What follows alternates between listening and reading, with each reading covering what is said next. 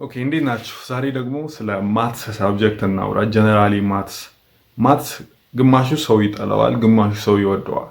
ነገር ግን ማትስ በትክክል ብናውቀው ማለት የሚወደድ አይነት ሳብጀክት ነው። ማትስን በሽምደዳ ልትማሩት አትችሉም፣ ወይንም ደግሞ በሽምደዳ ፎርሙላዎችን በመያዝ ልትሰሩት አትችሉም።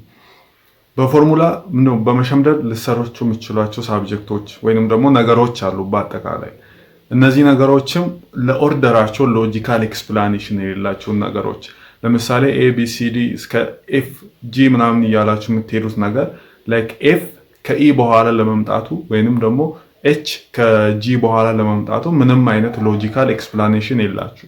ብቻ ልምድ ነው የሆነ ከብዙ ዓመታት በፊት እንደዛ ስለነበረ ዛሬም እንደዛ እንጠቀማለን። ለምሳሌ መስመሮችን መንገድ ላይ ስትሄዱ የሆነ ነገር ብቻ ለመሸምደድ እነዚህ ሎጂካል ኤክስፕላኔሽን የሌላቸውን ነገሮች ጀስት መሸምደድ ትችላላችሁ ፎርሙላዎችን በመያዝ ያ ሊጠቅም ይችላል።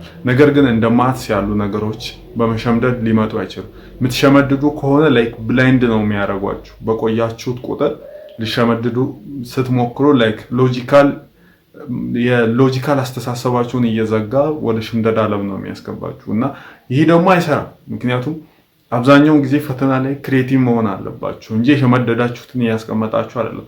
አንዳንዴ የሌለን ነገር ላይ ፎርሙላው ሌላ ነው፣ በሌላ መንገድ ከሰራችሁ በኋላ መልሱን ታመጡትና እንዴት እንደሰራችሁ ወጣችሁ ራሳችሁ ኤክስፕሌን ማድረግ አትችሉም። ሰርታችሁታል እኮ ግን ማትስ ላይክ እንደዚህ ነው። ሁሉም ፎርሙላዎች የራሳቸው ሜካኒዝም አላቸው ከጀርባ ራን እያደረጉ ያሉት ነገሮች። ለምሳሌ እንዴት ነው ማትስ ሁሉንም ፎርሙላ መሸምደድ የለባችሁ ነገር ቁጥሮችን ከአንድ እስከ ኢንፊኒት ነምበር ነው አይደል? ለምሳሌ ዛሬ ከ100 እስከ 200 ነገ ደግሞ ከ200 እስከ 300 መሸምደድ ማለት ትክክል አይደለም አይደል? ምክንያቱም ቁጥሮች ኢንፋይናይት ናቸው። ከ0 እስከ 9 ያለውን ቁጥር ካወቃችሁ ጀስት እንዴት እንደሚሰሩና እንዴት አሬንጅ እንደሚደረጉ ካወቃችሁ ኢንፊኒት ነምበር እስከ ቢሊየን እስከ ትሪሊየን መስራት ትችላላችሁ። መጀመሪያ እንዴት ነው የሚሰራው የሚለውን ሜካኒዝሙን ማወቅ ነው። ምክንያቱም ማትስ እያንዳንዱ ፎርሙላ እያንዳንዱ ነገር የራሱ የሆነ ሎጂካል ኤክስፕላኔሽን አለው። ለምሳሌ a ስኩዌር + b ስኩዌር = c ስኩዌር ሲባል የራሱ ሎጂካል ኤክስፕላኔሽን አለው። ስለዚህ እያንዳንዱ ሎጂካል ኤክስፕላኔሽኑን ለመያዝ መሞከር ማትስ ላይ አሪፍ እንድትሆኑ ይረዳችኋል።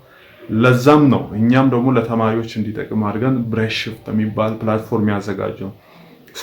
ብሬድ ሽፍት ኦፍ ላይ የሚሰራ ነው። ኖት ኤግዛም ምናምን ማንበቢያ ሁሉም ነገር አለው።